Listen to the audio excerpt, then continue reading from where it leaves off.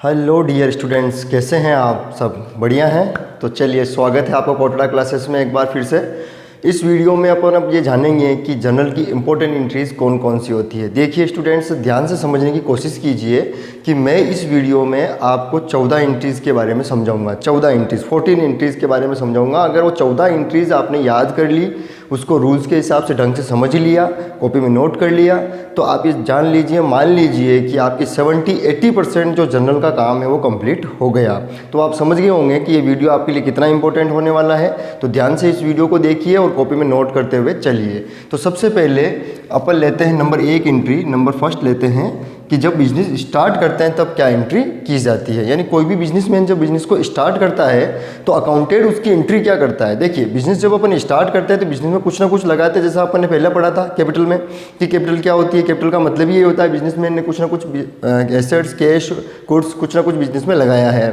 तो जब अपन बिजनेस स्टार्ट करते हैं किसी भी वस्तु से, किसी भी चीज़ से, कैश से, किसी भी एसेट से या किसी भी गुड्स से, तो क्या एंट्री करते हैं। तो उस टाइम अपन एंट्री करेंगे cash account debit, assets account debit,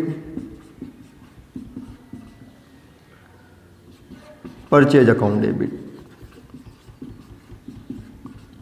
to capital account. तो देखिए कि अगर आप बिजनेस कैश से स्टार्ट करते हैं तो कैश अकाउंट को आपको डेबिट करना है और टू लिखना है कैपिटल, है ना, ध्यान दीजिए। और अगर आप किसी बिजनेस को एसेट से स्टार्ट करते हैं, एसेट लगा के स्टार्ट करते हैं, तो एसेट्स अकाउंट डेबिट करना है और टू कैपिटल। और अगर आप बिजनेस को गुड्स से स्टार्ट करते हैं तो आपको परचेज अकाउंट को डेबिट करना है टू कैपिटल। और अगर आप तीनों चीज़ों से एक साथ बिजनेस स्टार्ट करते हैं, जैसे मान लीजिए कैश से, मशीन से और गुड्स से, तो आपको लिखना है cash account debit, machinery account debit, purchase account debit to goodwill. यानी एक साथ आप टू कैपिटल, सॉरी, एक साथ आपको सारी चीज़ें इसमें लिखनी है। तो ये होता है फर्स्ट एंट्री कि जिस चीज़ से भी अपन बिजनेस स्टार्ट करते हैं उसको डेबिट करेंगे और टू लिखेंगे कैपिटल। अब अपन ये समझते हैं कि ये DRCR क्यों हुआ, इसका रीज़न क्या है, क्या कारण है। जैसा अभी अभी मैंने पिछले वीडियो में आपको समझाया था कि कैपिटल अकाउंट जो है वो पर्सनल अकाउंट है, यानी प्राप्त होने वाले व्यक्ति को डेबिट करो, debit the receiver and credit the giver. तो ये देने वाला है यहाँ पे, ये बिजनेस का जो मालिक है, जो बिजनेस का जो ओनर है, वो आपको बिजनेस में तीनों चीज़ें दे रहा है, इसलिए यहाँ पे वो बिजनेस का ओनर क्या है, देने वाला पर्सन है, इसीलिए वो यहाँ पे CR होगा। तो मैंने आपको पिछले वीडियो में बताया था कि पर्सन का नाम यानी उस बिजनेस ओनर का नाम यहाँ नहीं लिखा जाता है, उसके नाम की जगह कैपिटल वर्ड यूज़ किया जाता है, इसलिए कैपिटल अकाउंट क्या है, पर्सनल अकाउंट है, इसीलिए इसको CR किया गया है। तो ध्यान से समझिए कि कैपिटल अकाउंट को पर्सनल अकाउंट के रूल्स के कारण CR किया गया है। कैपिटल अकाउंट जो है वो पर्सनल अकाउंट है, देने वाला व्यक्ति बिजनेस का ओनर है, इसलिए यहाँ पे वो CR हो रहा है। तो स्टूडेंट्स, अब अपन बात करते हैं कि कैश अकाउंट, एसेट्स अकाउंट और परचेज अकाउंट को अपन ने डेबिट किस रूल्स के हिसाब से किया है। तो इसमें इन तीनों में, ये तीनों क्या है, तीनों वस्तुगत खाते में जाएंगे, यानी रियल अकाउंट में जाएंगे। जैसा मैंने रियल अकाउंट में आपको बताया था कि रियल अकाउंट में एसेट्स, गुड्स के अकाउंट और कैश अकाउंट, कैश भी तो एसेट्स है, तो एसेट्स अकाउंट को शामिल किया जाता है। तो रियल अकाउंट का रूल क्या था, याद कीजिए, आप दिमाग में लाइए। रियल अकाउंट का रूल था कि debit what's comes in and credit what's goes out, यानी जो बिजनेस से जाएगा, जो एसेट्स बिजनेस से जाती है उसे CR करें और जो बिजनेस में आता है उसे DR करें। तो सभी चीज़ें बिजनेस में आ रही है। देखिए ध्यान दीजिए, बिजनेस का मालिक के यहाँ से तो जा रही है, बिजनेस का मालिक जो है बिजनेस में लगा रहा है, तो अपन तो बिजनेस के अकाउंटेंट है। जैसे मैंने पहले भी आपको बताया था कि बिजनेस के अकाउंटेंट अपन बिजनेस की तरफ से सोचेंगे तो बिजनेस में आ रहा जा रहा है, आप सोचिए। तो बिजनेस में ये चीज़ें आ रही है, जा नहीं रही है, बिजनेस में ये चीज़ें आ रही है, यानी अपने पास आ रही है, अपन तो अकाउंटेंट है बिजनेस के, तो अपन बिजनेस की तरफ से सोचेंगे ये बिजनेस में अपने पास आ रहा है, इसलिए सभी को अपन क्या करेंगे, डेबिट करेंगे। डेबिट व्हाट्स कम्स इन, यानी जो अपने बिजनेस में आता है उसको आप डेबिट करें। तो इसीलिए अपन इन सब वस्तुओं को, सभी एसेट्स को, सभी गुड्स को अपने डेबिट किया है। तो ये सब समझ गए कि ये तीनों डेबिट रियल अकाउंट के कारण हुए और ये जो CR हुआ वो पर्सनल अकाउंट के कारण हुआ। तो चलिए, आप पहली एंट्री को अच्छे से समझ गए होंगे। अब अपन चलते हैं दूसरी एंट्री की ओर।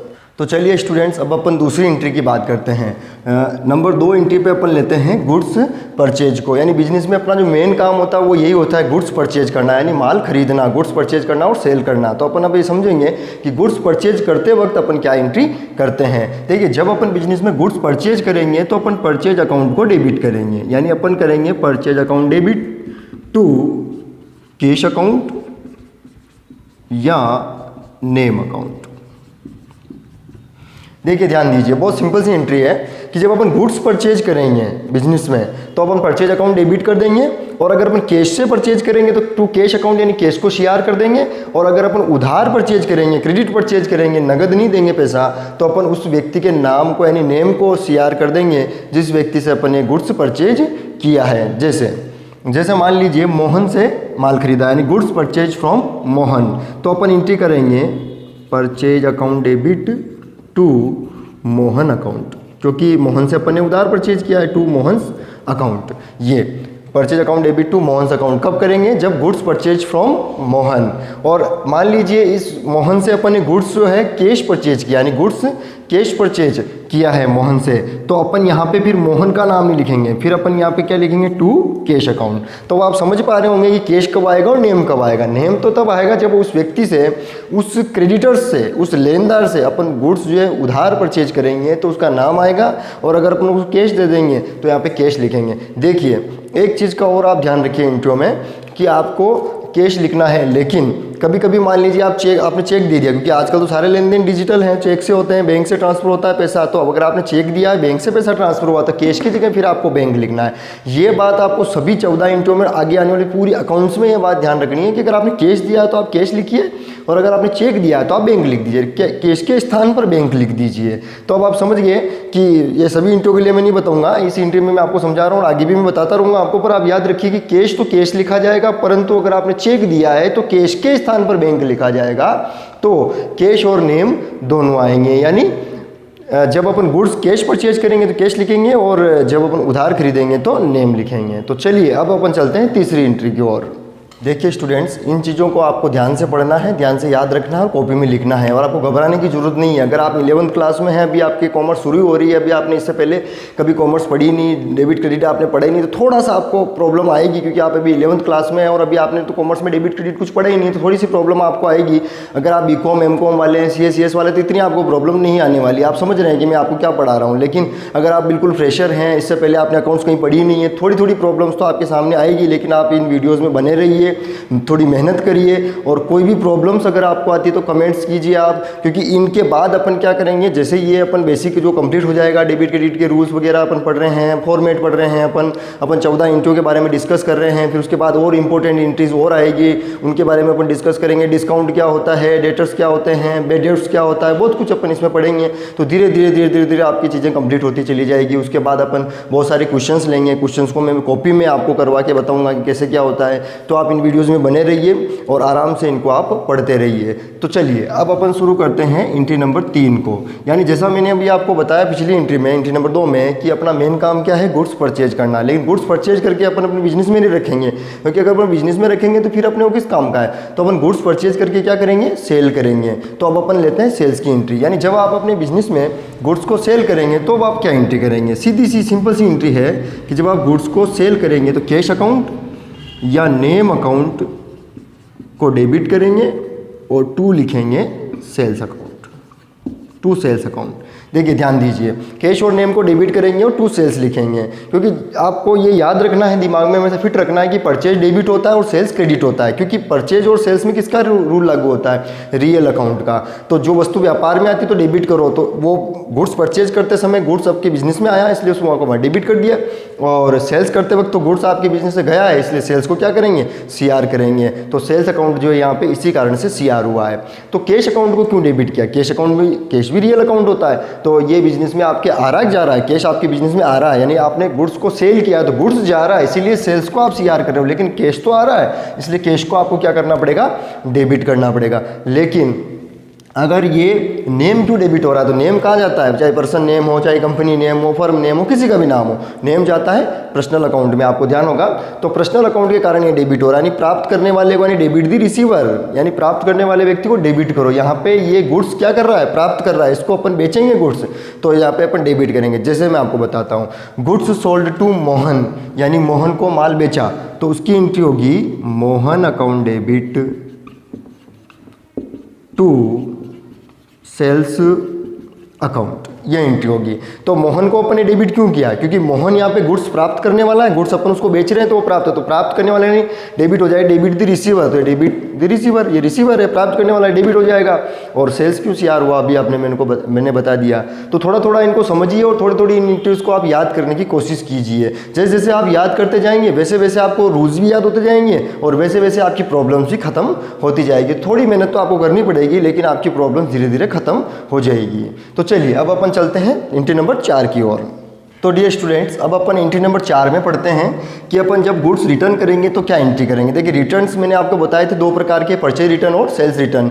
यानी अब आपने किसी से गुड्स परचेज किया है और अब आपको पसंद नहीं आया, वो समझ में नहीं आया, टूटा फूटा था, खराब था, तो आपने उस गुड्स को रिटर्न कर दिया, तो वो आपके लिए कहलाएगा परचेज रिटर्न। आप गुड्स को रिटर्न करेंगे तो परचेज रिटर्न की क्या एंट्री होगी वो आप ध्यान से देखिए। परचेज रिटर्न की एंट्री होती है name account debit to purchase return account. ध्यान से याद रखिएगा, name account debit to purchase return account. यानी नेम को डेबिट करेंगे क्योंकि जिस पर्सन को अपन गुड्स जो है रिटर्न कर रहे हैं उसका नेम तो अपन डेबिट कर देंगे और टू परचेज रिटर्न लिखेंगे। परचेज रिटर्न को अपन सीआर करेंगे क्योंकि गुड्स बिजनेस से जा रहा है, इसलिए परचेज रिटर्न क्या कर देंगे, रियल अकाउंट के कारण ये सीआर हो जाएगा। जो वस्तु व्यापार जाती है उसे सीआर करें, यानी क्रेडिट वर्ड्स गोज आउट। तो परचेज रिटर्न को इसीलिए अपन सीआर कर रहे हैं और नेम को अपन डेबिट कर देंगे पर्सनल अकाउंट के कारण। तो ये है परचेज रिटर्न जिसे आपको याद रखना है। देखिए परचेज रिटर्न और सेल्स रिटर्न में कैश या बैंक नहीं आता है। परचेज रिटर्न और सेल्स रिटर्न में व्यक्ति का नाम ही आएगा, यानी पर्सन का नेम ही आएगा, क्योंकि अभी आपने कुछ रिटर्न किया है तो अभी उसके पास पहुंचेगा, वो समझेगा, देखेगा कि किस कारण से आपने रिटर्न किया था, क्या कारण था, उसके बाद आपको कैश देगा या लेगा, वो कैश का लेन देन बाद में होगा। तो इसीलिए नेम आता है, कैश रिटर्न में कभी नहीं आता है। तो चलिए अब अपन चलते हैं एंट्री नंबर 5 की ओर। एंट्री नंबर 5 में अपन ये देखते हैं सेल्स रिटर्न। सेल्स रिटर्न मतलब अब आपने गुड्स सेल किया था अपने कस्टमर को और वो आपको रिटर्न करके चला गया क्योंकि उसको वो गुड्स पसंद नहीं आया, समझ में नहीं आया, तो वो आपके लिए क्या है, सेल्स रिटर्न है। अब सेल्स रिटर्न में आपके पास माल आ रहा है, जा नहीं रहा है, क्योंकि आपका जो कस्टमर है आपको गुड्स दे के जा रहा है तो आपके पास वो गुड्स आ रहा है, इसीलिए वो सेल्स रिटर्न क्या हो जाएगा, डेबिट हो जाएगा। तो इसीलिए अपन सेल्स रिटर्न को डेबिट करेंगे रियल अकाउंट के रूल के कारण, क्योंकि रियल अकाउंट का रूल क्या था, डेबिट वर्ड्स कम्स इन, यानी जो बिजनेस में आता है उसे डेबिट करें। देखिए सेल्स रिटर्न में गुड्स आता है इसलिए डेबिट होता है, परचेज रिटर्न में गुड्स जाता है इसलिए परचेज रिटर्न क्या होता है, सीआर होता है। आपको हमेशा के लिए याद रखना है। तो sales return account debit to name account, CR में क्या होगा, नेम ही आएगा, क्योंकि रिटर्न में मैंने अभी भी आपको बताया कि चाहे वो परचेज रिटर्न हो चाहे वो सेल्स रिटर्न हो, कैश या बैंक नहीं आता है, केवल व्यक्ति का नाम आता है। तो अब आप समझ गए कि परचेज रिटर्न क्या है और सेल्स रिटर्न क्या है। इन चीज़ों को आप परचेज और सेल्स से भी याद रख सकते हैं। कैसे, जैसे परचेज अकाउंट डेबिट होता है आपको याद है, तो परचेज रिटर्न सीआर होगा, यानी परचेज का उल्टा है परचेज रिटर्न, ऐसे आप याद रख लें। और सेल्स को क्या करते हैं अपन, सेल्स को अपन सीआर करते हैं, तो आप याद रख सकते हैं सेल्स रिटर्न जो है वो डेबिट होगा, तो सेल्स का उल्टा है सेल्स रिटर्न।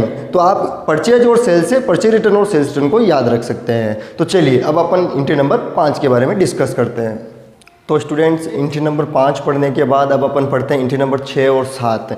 ध्यान से देखिए, एंट्री नंबर 6 में मैं लेता हूँ आपके एसेट्स परचेज और एंट्री नंबर 7 में लेंगे अपन एसेट्स सोल्ड, यानी आपके बिजनेस में आप एसेट्स खरीदते हैं और एसेट्स बेचते भी हैं। कब बेचते हैं एसेट्स को, मैंने आपको पहले बताया था कि जब एसेट्स बहुत पुरानी हो जाए, पुरानी टेक्नोलॉजी की हो जाए, अब वो एसेट्स आपकी किसी काम की नहीं है तो आप उसको बेच देंगे, यानी 5, 10, 15 साल तो आपने उसको यूज़ किया और बाद में उसको आपको कबाड़ी में बेचेंगे तो थोड़ा बहुत पैसा तो आएगा ना, तो वो सेल्स है, तो आप उसको बाद में बेच सकते हैं। तो परचेज और सेल्स की एंट्री देखेंगे, कौन सा परचेज और सेल्स, एसेट्स परचेज और सेल्स। ध्यान दीजिए, गुड्स परचेज और सेल करेंगे तो परचेज और सेल्स में एंट्री जाएगी, क्योंकि गुड्स खरीदना और बेचना ही परचेज और सेल्स कहलाता है। लेकिन एसेट्स खरीदना और बेचना एसेट्स के नाम से होगा, गुड्स के नाम से नहीं होगा, ये ध्यान रखिएगा, मैंने पहले भी आपको बताया था। तो अब अपन खरीदते हैं, परचेज करते हैं किसको, एसेट्स को। तो अब जब अपन एसेट्स परचेज करेंगे तो एंट्री करेंगे assets account debit to cash account या नेम अकाउंट। ध्यान दीजिए कि एसेट्स को खरीदेंगे तो एसेट्स अकाउंट डेबिट करेंगे, क्योंकि जो बिजनेस में आता है उसे डेबिट करें। अपन ने पढ़ा था रियल अकाउंट में कि डेबिट वर्ड्स कम्स इन, तो ये बिजनेस में एसेट्स आ रही है क्योंकि आप खरीद रहे हैं, इसलिए इस एसेट्स को डेबिट कर देंगे। और टू कैश, क्योंकि ये कैश भी एसेट्स है, अब कैश जा रहा है आपके बिजनेस से, क्योंकि आप एसेट्स खरीद रहे हैं तो कैश दे रहे हैं, तो कैश को सीआर कर देंगे। और नेम अकाउंट क्यों सीआर होगा, क्योंकि देने वाले व्यक्ति को सीआर करो, यानी क्रेडिट द गिवर। तो गिवर कौन है यहाँ पे, देने वाला कौन है, उस व्यक्ति का नाम जो आप जिससे आप एसेट्स खरीद रहे हैं, तो उसका नाम जो आप CR कर देंगे। तो आप समझ गए कि जब अपन एसेट्स खरीदेंगे तो assets account debit to cash या नेम लिखेंगे, यानी कैश कब लिखेंगे, कैश खरीदते वक्त, और नेम कब लिखेंगे, उधार खरीदते वक्त। तो चलिए अब अपन सेल की एंट्री समझते हैं। आसान सेल्स की एंट्री है कि अगर आपने एसेट्स परचेज की एंट्री को याद कर लिया तो सेल्स की इसकी उल्टी एंट्री हो जाएगी। यानी जब आप एसेट्स को सोल्ड करेंगे, सेल करेंगे, तब आप क्या करेंगे, कैश अकाउंट या नेम अकाउंट डेबिट करेंगे और टू उस एसेट्स का नाम लिख देंगे। देखिए अभी मैं यहाँ पे टू एसेट्स ही लिख रहा हूँ, वहाँ पे भी एसेट्स मैंने लिखा क्योंकि एसेट्स बहुत सारी होती है। जैसे मान लीजिए मशीन खरीदी तो आपको मशीनरी लिखना है, फर्नीचर खरीदा तो आपको वहाँ फर्नीचर लिखना है। तो वो अब आपकी जनरल एंट्रीज में देखेंगे अपन, लेकिन अभी अपन क्या करेंगे, एसेट्स की जगह एसेट लिखेंगे। तो ध्यान दीजिए एसेट्स यहाँ पे क्यों CR हुआ, क्योंकि बिजनेस से अब एसेट जारी है इसलिए उसको CR कर रहे हैं। तो cash account debit to assets, cash sale करेंगे तो, और अगर अपन उधार बेचेंगे अपनी मशीन को तो name account debit to assets account. तो स्टूडेंट्स इनको आप याद करने की कोशिश कीजिए, थोड़ा लिखिए, इनको प्रैक्टिस कीजिए। ये 14 यूनिट कंप्लीट होने के बाद अपन क्वेश्चंस लेंगे, तो उन क्वेश्चंस पे अपन फॉर्मेट बनाएंगे और फॉर्मेट में सिस्टमेटिक ढंग से लिखेंगे। अभी तो मैं आपको याद करवाने के लिए ऐसे लिख रहा हूँ, तो आप इनको लिख लीजिए, नोट कर लीजिए और इनको याद कीजिए। तो ये देखिए 7 यूनिटें हो गई। देखिए डियर स्टूडेंट्स 7 एंट्रियाँ पढ़ने के बाद अब अपन लेते हैं एंट्री नंबर 8 और एंट्री नंबर 9। तो एंट्री नंबर 8 पे अपन लेते हैं कि किसी भी व्यक्ति से, किसी भी पर्सन से जब आपके पास पैसा आता है, कैश आता है, तब आप क्या एंट्री करेंगे। तो कोई भी व्यक्ति जिससे आपके पास पैसा आ रहा है, पैसा क्यों आ रहा है, कैश क्यों आ रहा है, क्योंकि आप उससे कैश मांगते हैं। कैश हो सकता है आपने उसको गुड्स जो है उधार बेचा हो पहले कभी, तो आप उससे पैसा मांगते हैं, तो वो पैसा आपके पास आ रहा है। तो किसी भी व्यक्ति से कैश जब आएगा तो आप क्या एंट्री करेंगे। कैश देखिए बिजनेस में आ रहा है तो कैश अकाउंट को करेंगे डेबिट और टू उसका नाम लिख देंगे, यानी उस व्यक्ति का नेम लिख देंगे जिस व्यक्ति से अपने पास जो है कैश आ रहा है। जैसे मान लीजिए मोहन से अपने पास 10,000 रुपये प्राप्त हुए, यानी कैश रिसीव्ड फ्रॉम मोहन। तो अपन क्या करेंगे, cash account debit to Mohan account और आगे अमाउंट लिख देंगे। तो किसी भी व्यक्ति का नाम लिख सकते हैं, मोहन सोहन कुछ भी, और कैश तो डेबिट ही रहेगा क्योंकि कैश बिजनेस में आ रहा है, रियल अकाउंट है, जो बिजनेस में आता है उसे डेबिट करें, तो रियल अकाउंट होने के कारण ये डेबिट होगा। और नेम क्यों CR होगा, क्योंकि देने वाले को CR करो, यानी क्रेडिट दी गिवर। देने वाला व्यक्ति कौन है, वो मोहन जिससे अपने पास पैसा आ रहा है, तो वो अपन क्या कर देंगे, उसको CR कर देंगे। तो आपको याद रखना है कि जब आपके पास कैश आएगा तो cash account debit to name account, यानी उस व्यक्ति का नाम लिखेंगे। और वो क्यों बात हो गई कि कैश की जगह आप बैंक भी लिख सकते हैं। सारी इंट्रो के लिए मैंने कहा था पहले भी, और मैं कह रहा हूँ सभी इंट्रो में जहाँ जहाँ कैश आ रहा है वहाँ आप बैंक लिख सकते हैं। यदि आपके पास पैसा कैश ना आया हो और चेक के थ्रू आया हो तो आप बैंक लिख सकते हैं, बाकी आपको कैश लिखना है। तो देखिए अब लेते हैं एंट्री नंबर 9, यानी जब आप किसी व्यक्ति को पैसा देंगे, किसको देंगे, आप अपने क्रेडिटर्स को पैसा देंगे, आप अपने लेनदार को पैसा देंगे। क्यों देंगे, क्योंकि वो लेनदार आपसे पैसा मांगते हैं। क्यों मांगते हैं, क्योंकि आपने उनसे गुड्स जो है उधार परचेज किया है। ये सारी चीज़ें अपने पहले पढ़ ली है, जैसा कि मैंने पहले भी कहा था। अगर आपने उन वीडियोज़ को नहीं देखा तो पहले आप उन वीडियोज़ को देख लीजिए, जिससे आपका बेसिक कंप्लीट हो जाए। तो क्रेडिटर्स से जो है पैसा आएगा तो अपन क्या एंट्री करेंगे, क्रेडिटर्स के पास पैसा जाएगा तो अपन एंट्री करेंगे name account debit to cash account, यानी उस क्रेडिटर्स का अपन क्या लिख देंगे, नाम लिख देंगे, नेम को डेबिट कर देंगे और टू लिख देंगे कैश। जैसे मान लीजिए सुरेश को आपने 10,000 रुपये दिए, यानी कैश पेड टू सुरेश। तो सुरेश को आपने कैश पेड किया है तो डेबिट होगा Suresh account debit to cash account. तो आप समझ गए कि पैसा आने पर और जाने पर क्या एंट्री होगी। आपको एक एंट्री याद करनी है, दूसरी एंट्री उसकी उल्टी हो जाएगी, यानी कैश रिसीव्ड की एंट्री याद कर लें, कैश पेड की ये एंट्री है। तो चलिए अब अपन आगे बढ़ते हैं। तो स्टूडेंट्स 9 एंट्रियाँ पढ़ने के बाद अब अपन एंट्री नंबर 10 पढ़ते हैं। तो ध्यान से देखिए एंट्री नंबर 10। एंट्री नंबर 10 में अपन लेंगे कि बैंक में जब अपन कैश डिपॉजिट कराते हैं तो क्या एंट्री करते हैं। जब अपन बैंक में कैश डिपॉजिट कराएंगे तो एंट्री करेंगे bank account debit to cash account, यानी अपने पास कौन सा ट्रांजैक्शन होगा, ट्रांजैक्शन होगा कैश डिपॉजिटेड इनटू बैंक, यानी बैंक में अपन कैश को डिपॉजिट करा रहे हैं तो क्या एंट्री होगी, bank account debit to cash ये एंट्री होगी। यानी बैंक में कैश डिपॉजिट अपन करा रहे हैं तो बैंक क्या हो जाएगा, डेबिट हो जाएगा।